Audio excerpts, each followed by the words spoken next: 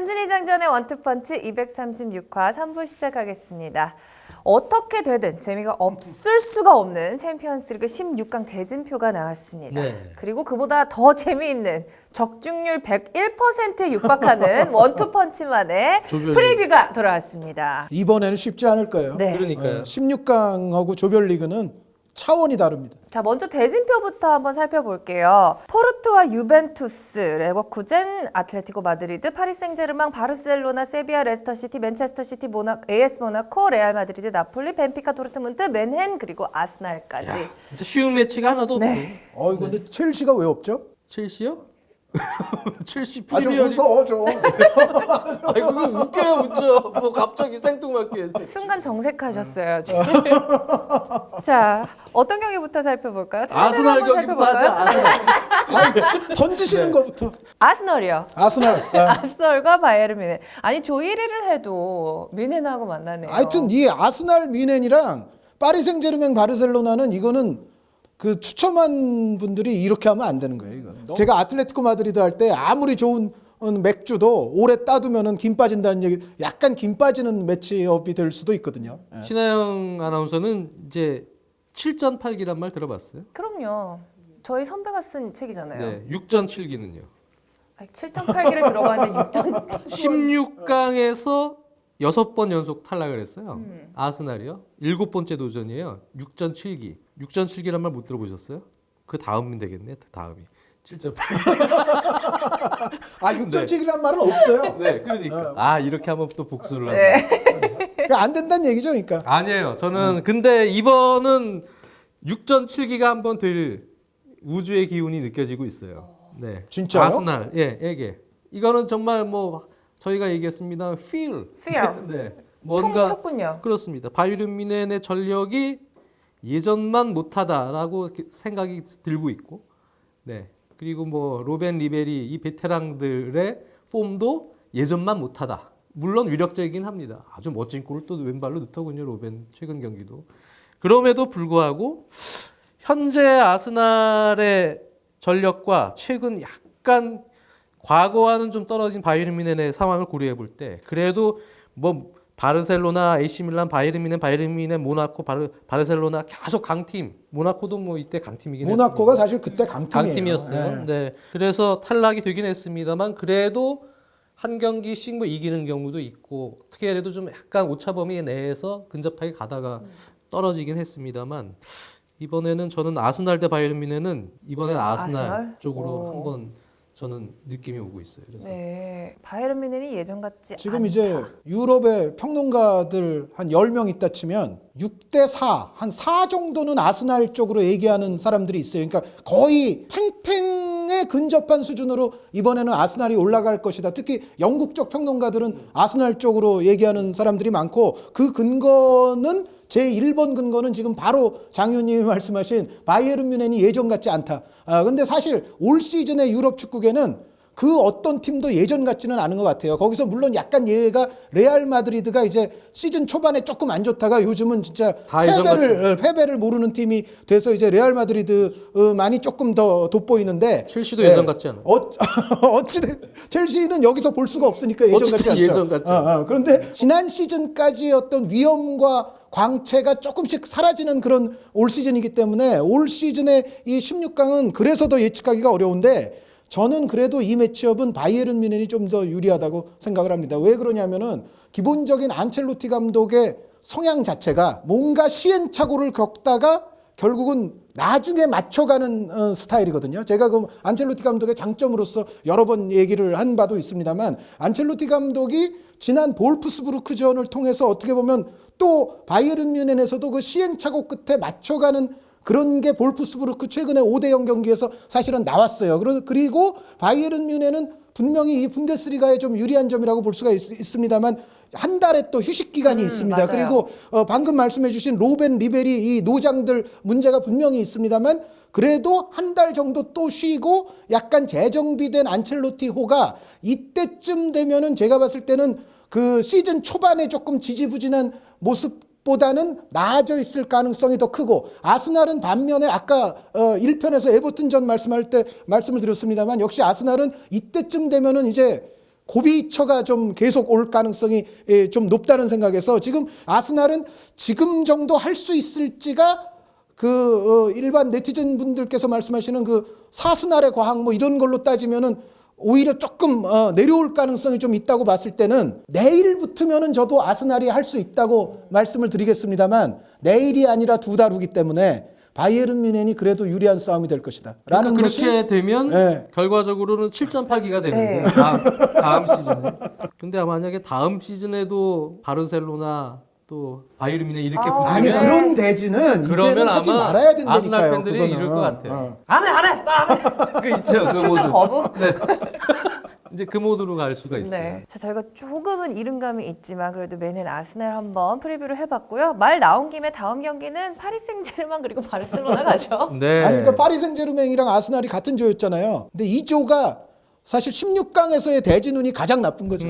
어떻게 이 조는 운명이 이렇게 되는지 모르겠어요. 그러니까요. 이 팀도 뭐 워낙 많이 붙었잖아요. 네. 지지난 시즌 뭐 또 그 전 시즌 계속 붙었던 팀인데 파리 생제르맹이 사실 공격력이 그때보다도 못하다고 봐야겠어요. 저는 객관적으로 봤을 때. 일단 질라탄. 네, 이브라이모비치 공백이 좀 크고요. 네, 에메리 감독이 또 새로 들어와서 전체적인 안정감, 지난 시즌까지의 어떤 4-3-3의 안정감 그것도 조금 떨어진다. 네, 바르셀로나가 물론 지금 최상의 어떤 전력 한창 좋았을 때는 아니지만 지금 정도의 그래도 파괴력이 공격진이라면 이 경기는 그냥 바르셀로나 좀 저도 이 매치업은 바르셀로나가 근본적으로 유리하다고 생각을 합니다. 요즘에 기복이 좀 있지 않나요? 바르셀로나도 네. 지금 아까 처음에 말씀드렸던 대로 절대 강자들이 이제 다 조금씩 이제 내려오는 그런 와중이 됐기 때문에 뭐 바르셀로나도 분명히 안전하진 않지만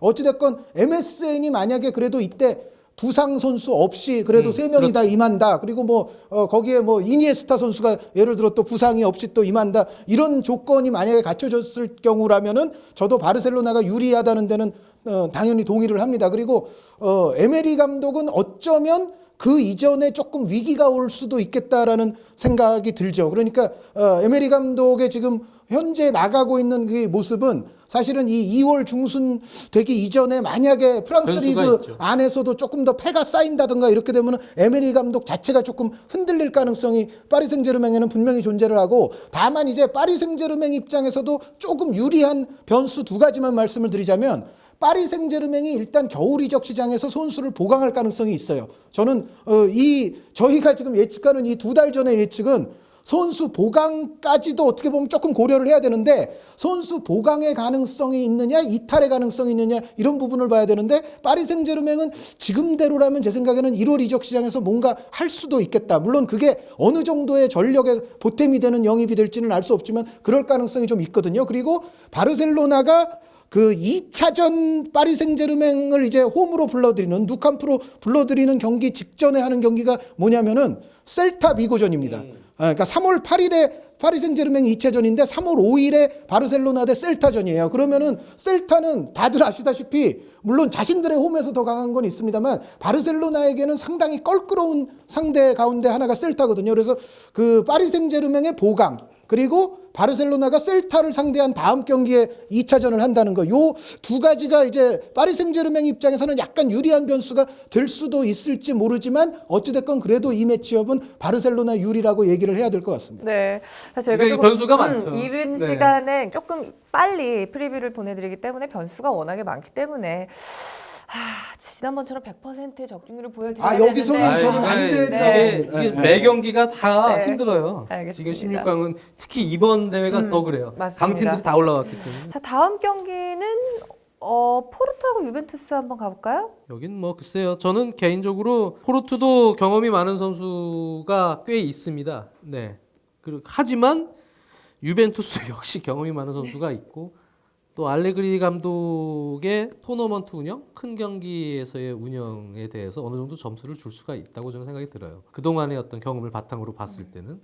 그래서 유벤투스가 노련미에서 신승을 거둘 수 있지 않을까라는 기본적인 생각입니다. 그러니까 16강 모든 매치업이 그렇듯이 이 매치업도 분명히 유벤투스가 더 거함인 거는 맞습니다만 뭐 쉬운 매치업은 없어요. 그리고 제 생각에는 포르투의 좀 신예급 선수들이 그 이 경기를 통해서 이 두 경기를 통해서 상당히 이제 검증을 받을 것이다. 예를 들어 포르투갈이 항상 센터 포워드 문제로 시달리던 국가인데 네. 물론 유로 우승은 하기는 했습니다만 그런데 지금 포르투의 안드레 실바 같은 네. 선수가 이제 포르투갈의 앞으로를 좀 짊어질 센터 포워드 감으로 지금 이제 기대를 많이 맞아요. 받고 골 많이 있는데 넣고 있죠. 안드레 실바라든가 뭐 디오구 조타 뭐 아틀레티코에서 임대와 있는 선수가 두 명 있어요. 조타 선수와 그 올리베르 토레스 선수가 있고 여기에 또 멕시코의 유명한 헤수스 코로나 이런 선수들이 있어서 포르투도 사실은 유벤투스를 충분히 괴롭힐 정도는 됩니다. 그런데 저는 결정적으로 유벤투스가 유리한 부분이 뭐냐면 카시아스 대 부폰의 대결이 벌어지거든요.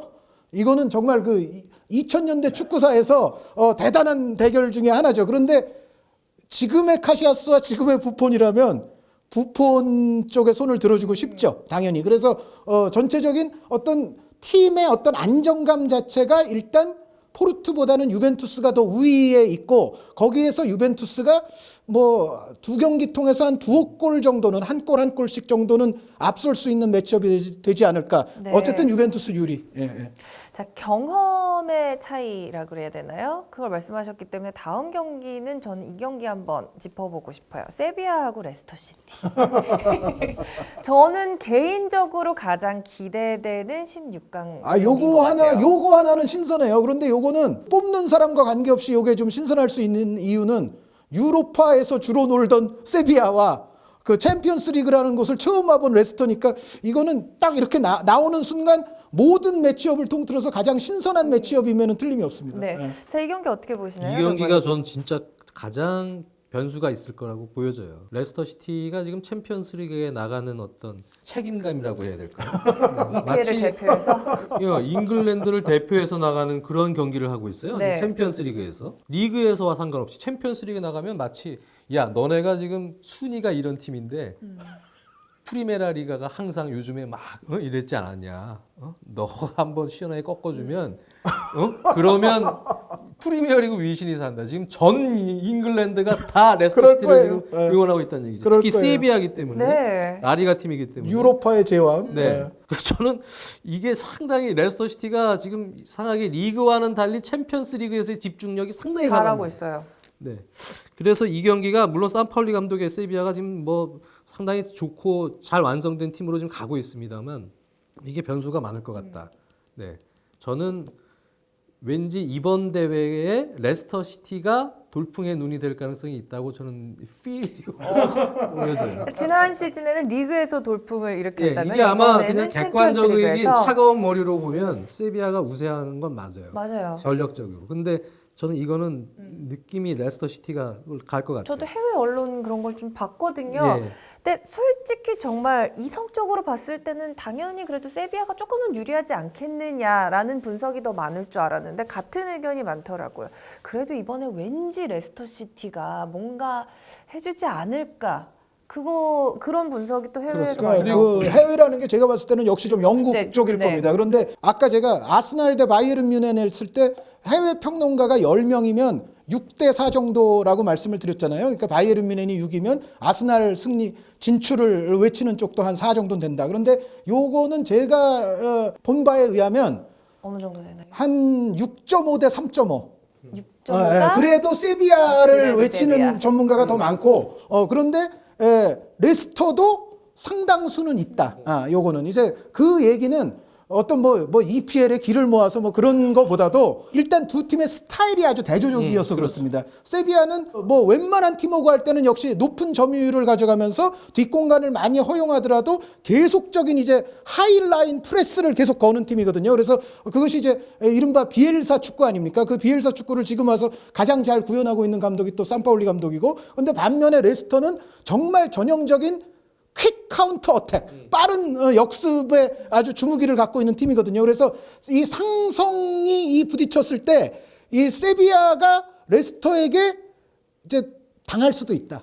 그렇게 생각하는 사람이 이제 3명에서 4명 정도는 되는 거죠. 10명이면. 그런데 저는 이제 반면에 저는 세비야가 그래도 유리하다고 생각을 해요. 근데 왜 그런 생각을 하냐면은 그 산파울리 감독도 그 남미에서는 클럽 대항전 경험이 있습니다. 거기서도 이제 홈 원정으로 클럽 대항전이 펼쳐지거든요. 산파울리 감독이 그 경험이 있는 데다가 세비야가 조별리그에서 한 폼을 그대로 유지해 준다면은 레스터보다는 세비야가 조금 유리하다고 저는 생각을 해요. 왜 그러냐면은 세비야가 리옹을 상대로 잘했거든요, 두 경기.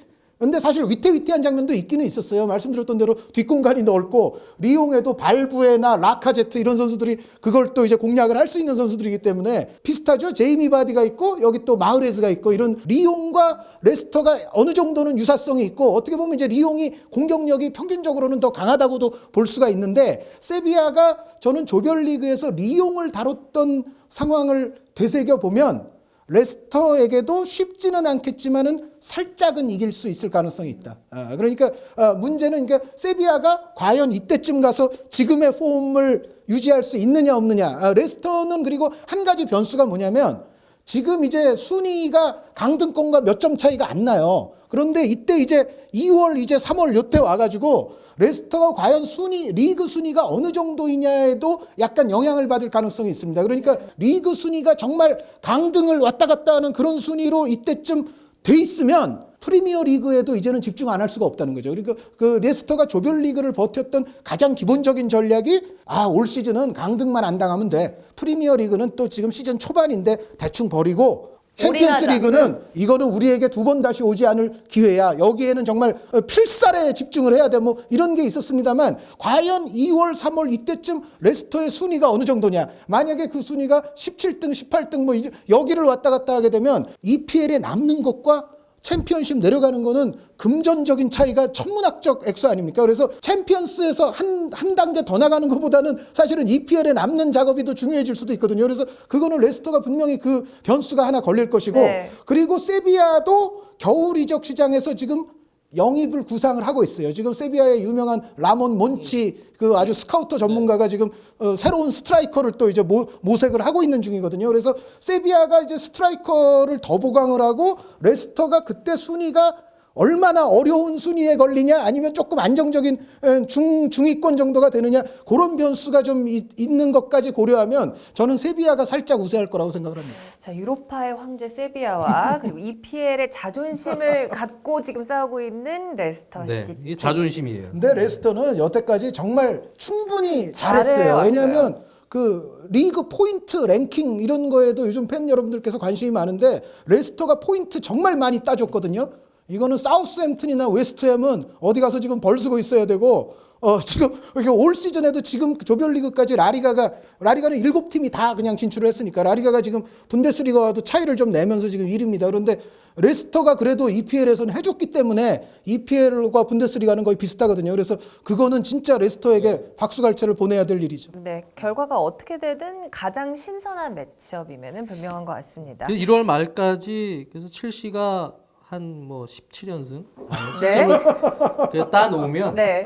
그러면 저희가 이제 캉테를 임대해줄 용인이 있어요. 첼시 구단과 합의가 된 부분인가요? 그냥 제 마음대로. 자, 말 나온 김에 다음 팀으로 넘어가겠습니다. 자, 또 하나의 프리미어리그 팀이 있죠. 맨체스터 시티는 네. AS 모나코와 만나게 됐습니다. 야, 요게 제일 복병이네요. 모나코. 그래도 그냥 맨시티가 이길 것 같습니다. 네, 뭐 워낙 모나코가 진짜 그렇게 유명하진 않지만 상당히 좋은 자원들이 저번에도 말씀해 주셨다시피 뭐 왼쪽 파비뉴 라인에 선수, 르망, 네. 뭐 맨디, 뭐 말씀해 CD베도 CD베 말씀해 선수. 주시고 많은 선수들 말씀해 주셨는데요. 지금 팀이 상당히 좋습니다만 그래도 역시 한 의원님 말씀대로 지금 2달 정도 시간이 있고요. 또 펩 가르디올라 감독이 그래도 하나하나 지금 팀을 만들어가는 과정에서 개선은 되고 있다고 봐야 되기 때문에 그때쯤 되면은 전력상 그래도 이 경기는 맨시티가 이기지 않을까 이렇게 보고 있습니다. 그러니까 저도 이 경기는 맨체스터 시티 유리인데 아까 제가 아스날 뮌헨 때와 좀 비슷해요. 다음 주에 1차전하고 다다음 주에 2차전하면 저도 아스날 유리하다고 한다고 그랬잖아요. 네. 이 경기도 만약에 다음 주에 1차전하고 다다음 주에 2차전하면 저는 모나코한테 걸 거예요. 지금 현재의 상황으로 보면. 왜냐하면 모나코가 지난번에도 말씀드렸던 것처럼 물론 리그의 평균 퀄리티의 차이가 있기는 하지만 지금 유럽 전체 5대 리그에서 가장 골을 많이 넣고 있는 팀이 모나코이고 같은 리그의 파리 생제르맹보다 지금 20골 가까이 많이 넣고 있어요. 이건 뭐 대단한 수치라고 봐야죠. 그런데 그 모나코가 그 정도로 지금 공수 밸런스 수비도 뭐 모나코가 수비력도 괜찮습니다. 전체적인 밸런스가 아주 좋고 득점력이 있기 때문에 맨시티의 요즘에 또 불안했던 수비로는 사실은 특히 이제 모나코가 측면 공격이 강한데 맨시티가 또 이게 잘못해서 뭐 3백스다 뭐 하면은 잘못하면은 측면 유린당할 가능성도 있거든요. 그래서 그런데 장 의원님 말씀이 근본적으로 저는 동의를 할 수밖에 없는 게 2달 후에 벌어질 경기이고 맨시티는 분명히 2달 동안 지금보다 나빠지기보다는 그래도 지금보다 좋아질 가능성이 높다. 그거는 제가 바이에른 뮌헨을 얘기했을 때와 비슷합니다. 과르디올라 감독의 축구가 얼마나 더 정착이 될지는 몰라도 적어도 지금보다는 안정세로 접어들 가능성이 높고, 이 경우는 맨시티는 역시 겨울 1월 이적 시장에서 1월을 보내면서 맨시티는 전력이 또 좋아질 가능성이 아주 높습니다. 그리고 뭐 가브리엘 제수스 같은 선수도 데려올 수 있잖아요. 그래서 전체적으로는 맨시티가 2월 중순까지는 준비가 모나코보다는 잘 돼 있을 가능성이 높아서 맨체스터 시티 유리입니다. 네. 근데 당장 붙는다면 저는 모나코라고 하고 싶지만 네. 모나코에게는 유감스럽게도 그렇진 않으니까요. 다음 경기 레버쿠젠하고 아틀레티코 마드리드 한번 살펴볼게요. 자, 어떨 것 같으세요 이번에는? 재미있기는 할 것 같아요. 아주. 그래도 저는 그리즈만의 한 표 봅니다. 이게 결국은 압박 대 압박. 정말 재미있는 치열한 싸움이 될 가능성이 높은데요. 우당탕탕. 사실 레버쿠젠이 압박을 열심히 하긴 합니다만 무언가 5% 부족한 세밀함과 결정력, 네, 이런 것들이 그래도 큰 경기에서 고기도 먹어본 사람이 맛을 안다고 아틀레티코의 공격진이 그래도 하나 더 넣어줄 수 있을 것 같아요. 그때쯤이면 그리즈만이 다시 이제 득점포를 좀 가동을 했을 것이다. 그럼요. 그래서 아틀레티코 마드리드에게 일단은 많은 전문가들이 아틀레티코 쪽으로 보겠죠. 근데 저도 그렇게 봅니다. 네. 요거는 제가 조사해 본 바로는 유럽에 한 10명의 평론가가 있으면 네. 한 9명이 아틀레티코인 것 같아요. 9명 이상이. 예, 그러니까 저도 아틀레티코 유리입니다. 그러니까 아틀레티코가 그런데 지금 문제가 하나 있어요. 얀 오블락 선수가 그 저희 녹화 기준으로 오늘 새벽인가 하여튼 어깨 수술을 받았어요. 네. 어깨 수술을 받아서 이 경기까지는 못 나옵니다. 그렇죠. 그러니까 그 8강쯤 가면 아틀레티코가 만약에 통과를 한다면 그때쯤엔 모르겠습니다만 요 16강까지는 무조건 못 나와요.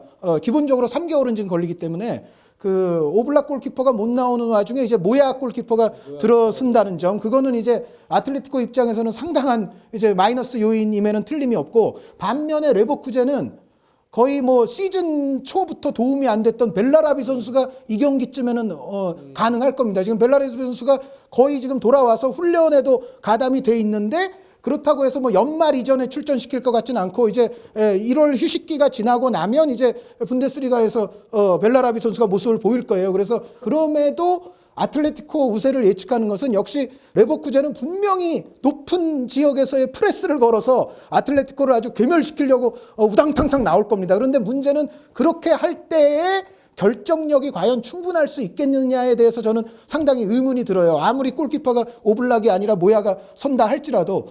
그런데 반면에 레버쿠젠의 뒷공간을 유린하는 데 있어서는 지금의 그리즈만, 가메이로, 카라스코라면은 제가 봤을 때는 이거는 오히려 레버쿠젠이 자기네 스타일로 하다가 역으로 털릴 수 있는 그런 매치업이 될 가능성이 있다. 그러니까 레버쿠젠의 우당탕탕에 과연 이제 점수를 얼마나 줄 것인가, 레버쿠젠이 거기서 먼저 골을 넣을 수 있을 것인가, 이제 그런 부분에 대한 것 때문에 제가 봤을 때는 요거는 오히려 상성상 아틀레티코가 조금 더 유리할 수가 있다. 아틀레티코가 최근에 아무리 이제 수비가 좀 안 좋아졌다고는 합니다만 여전히 저는 레버쿠젠의 결정적인 순간에서의 결정력은 100% 신뢰가 안 가고, 반면에 지금 아틀레티코가 보유하고 있는 공격진은 요 챔피언스 리그 요런 매치업에서는, 리그에서는 지금 좀 문제가 있습니다만 2달 후에 요런 매치업에서는 위력을 발휘할 수도 있지 않을까. 저는 아틀레티코가 유리하다고 봅니다. 알겠습니다. 자, 이제 2경기 남았는데요.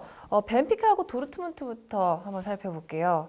이 경기 어떻게 보시나요? 글쎄요, 도르트문트의 그 포르투갈 클럽 상대 전적을 최근 경기를 좀 보면 올 시즌에도 조별리그에서 벤피카는 아닙니다만 스포팅 리스본에게 2번 모두 이겼고요. 지난 시즌도 유로파리그에서 FC 포르투에게 2번 다 이겼어요. 도르트문트가요. 물론 이제 상대적이긴 합니다만은 벤피카, 포르투, 스포팅 리스본 사실 백지한작의 전력입니다. 올 시즌과 지난 시즌의 어떤 상대성을 고려해 봤을 때 뭐 전체적으로 볼 때 도르트문트가 그래도 위에 있지 않나. 도르트문트가 우위죠. 네. 예, 예. 도르트문트가 그 리그에서의 상황을 보면 두 팀이 아주 다릅니다. 도르트문트는 지금 분데스리가에서 고생하고 있고 벤피카는 최근 3년 연속 우승을 했고 올 시즌에도 지금 현재 녹화 기준상 보면은 벤피카의 우승이 꽤 유력해 보입니다. 최근에 스포르팅 리스본과의 또 맞대결에서도 이겼기 때문에 벤피카가 나름 그래도 승점 차를 약간 지금 벌려놓으면서 1위를 지금도 달리고 있고 그런데 이제 벤피카의 가장 중요한 변수 중에 하나는 겨울 이적 시장에서 제 생각에는 벤피카 선수 한 두어 명 정도는 이탈의 가능성도 있어요. 네. 그 세 명의 후보가 있는데 곤살로 게데스 선수, 넬송 세메도 선수, 세메도 선수, 그렇죠. 넬시뉴라고도 하는데 네, 네. 요즘은 세메두라고도 더 많이 하더군요. 네, 그리고 오른쪽 수비.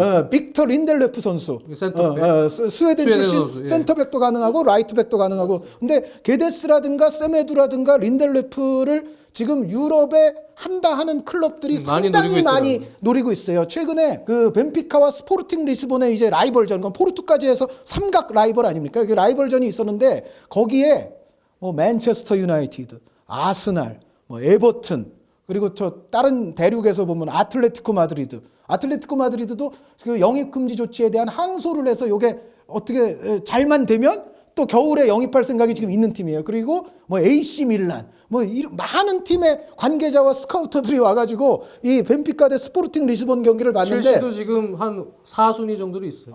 첼시도 관심이 있다는 얘기를 들었어요. 그러니까 여기서 스포르팅 리스본 선수도 한두 명 관심이 있었습니다만 가장 타겟은 벤피카의 유망한 선수 3명이거든요. 그런데 이 선수들 중에 만약에 한두 명이 1월 이적 시장에서 방출이 된다면 벤피카로서는 전력적으로는 상당한 손실을 받을 것에는 틀림이 없고 전체적으로 벤피카가 지금 보여주고 있는 어떤 공수의 밸런스나 이런 거는 좋기는 합니다만 도르트문트가 두 경기 중 한 경기만 미쳐도 네. 벤피카는 도르트문트를 넘어서기는 어려울 거예요. 그러니까 도르트문트가 미치는 날은 물론 모나코가 지금 유럽에서 가장 많은 골을 넣고는 있습니다만 도르트문트가 미치면 역시 골차의 승리가 가능하다. 유럽에서 가장 많은 골을 넣을 수 있는 아주 강력한 후보 중에 하나거든요. 그래서 마르코 로이스 선수가 뭐 부상당하거나 또 이런 일만 없다면은 도르트문트가 적어도 두 경기 중에 한 경기를 대량 득점할 가능성이 좀 있다. 그러면은 나머지 경기를 벤피카가 설사 이기더라도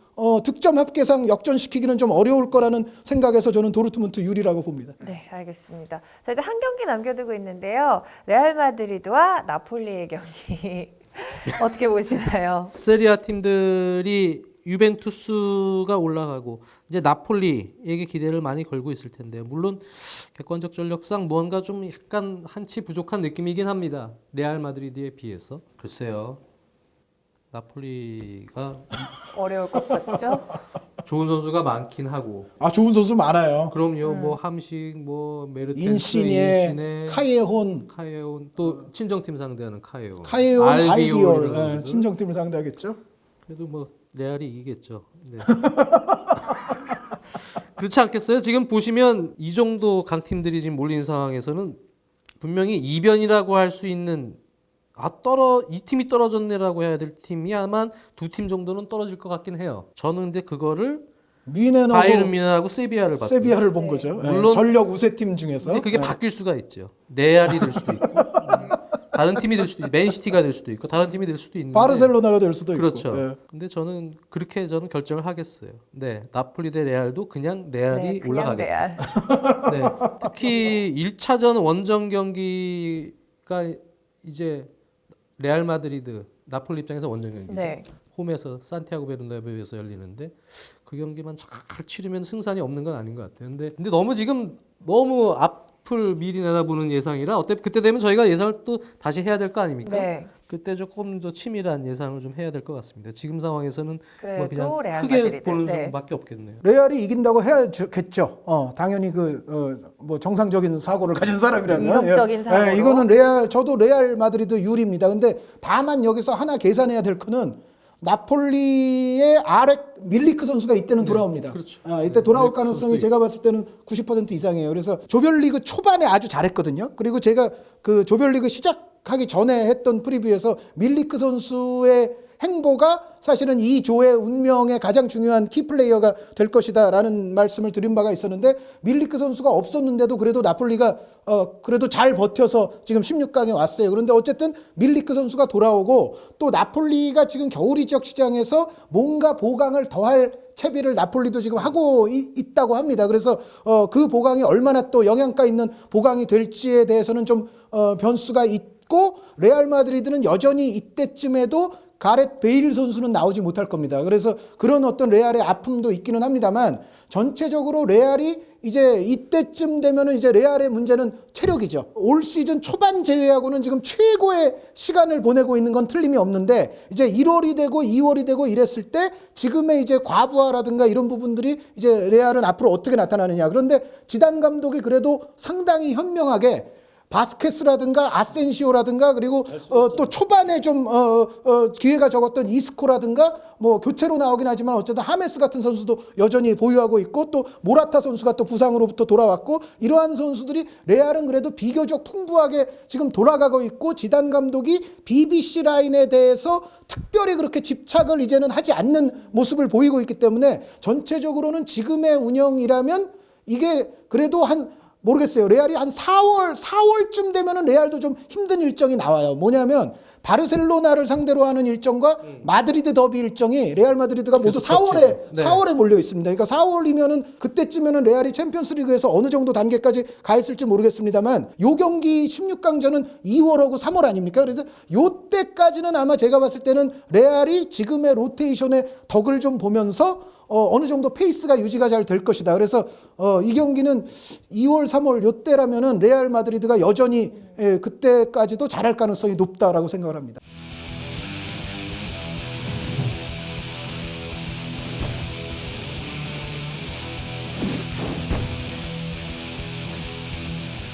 네, 사실 1차전이 2월에 있기 때문에 지금 뭐 자세하게 말씀을 드리기가 참 어려운데요. 그래도 두 분께서 대략적인 네. 관전 포인트라든지 그쵸, 좀 오늘- 큰 그림을 많이 제시를 해주신 것 오늘 같아요. 컨셉은 이제 이런 경기가 있다. 네. 이제 그러니까 소개- 대진표가 소개 정도 나왔다. 아니겠어요? 네. 근데 이번이 그 어느 시즌보다 16강 모든 매치업이 다 흥미로워요. 네, 그래서- 그만큼 사실 예측하기가 힘든. 힘들죠. 네. 그런 보통 문제죠. 이제 여기에 한 두 팀 정도 언더독이 완전 섞이거든요. 이번에는 진짜 강팀들이 다 알투란 같은 강팀들이 지금 다 들어와 있기 때문에 어느 한 경기 놓칠 수가 없어요. 네. 그래서 아주 재밌는 16강이 될 것 같습니다. 참 어떻게 돼도 재미가 없을 수가 없는 정말 아름다운 16강, 자, 네. 아름다운 새벽이 될 것 같습니다. 네. 근데 다 0대 0대. 자, 저희가 16강에 더 임박을 해서 더 자세한 프리뷰는 보내드리도록 하겠습니다. 자, 저희가 이렇게 16강, 챔피언스리그 16강에 대해서 큰 그림 제시해드렸고요. 3부 여기서 인사드리도록 하겠습니다. 자, 저희는 다음 시간에 다시 돌아올게요. 원투펀치는 한준희, 장지연이 백발이 되는 그날까지 계속됩니다. 다음 주에 만나요.